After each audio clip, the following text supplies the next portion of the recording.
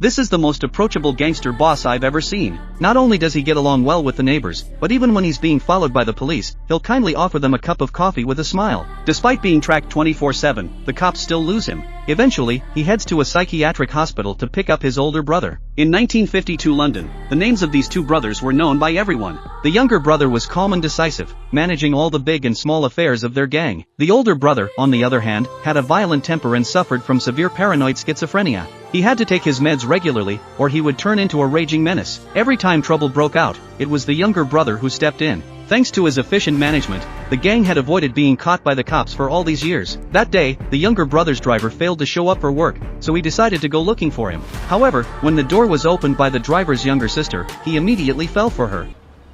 Look at that. Sweet. Mind if I have a crack? Alright. Hey. Only a handsome guy would dare to be this bold. The two quickly found themselves falling for each other. But the girl's mother didn't seem too fond of this gangster boss. That evening, the younger brother took the girl to his nightclub. Just as they were about to sit down for dinner, one of his men arrived, saying there was a dispute over some accounts that needed his attention. When he found out that one of his men had been selling drugs in his factory, he wasn't even angry. Instead, he casually lit the guy a cigarette, then punched him in the face. Thieving cunt, you understand? I heard me, yeah? Next time I'll finish you off, you little slag. Then, as if nothing had happened, he returned to the girl and continued talking about life and ideals. Back in those days in London, there wasn't just one gang around.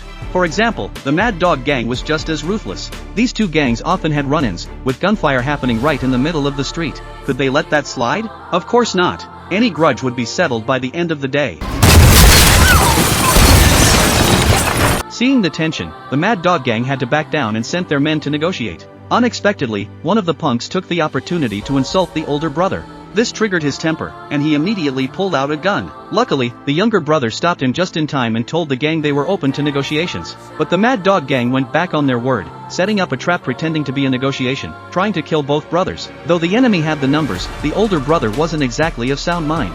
Calmly, he let out a few choice words at one of the thugs, even showing off 2 pistols, which scared everyone into silence. He then casually walked out of the tavern like nothing happened. The gang thought he had run away and turned their attention to the younger brother. The younger brother, however, coolly showed them his hand and said, "Are you sure my brother really left?" Now that is what you call a true suit-wearing thug.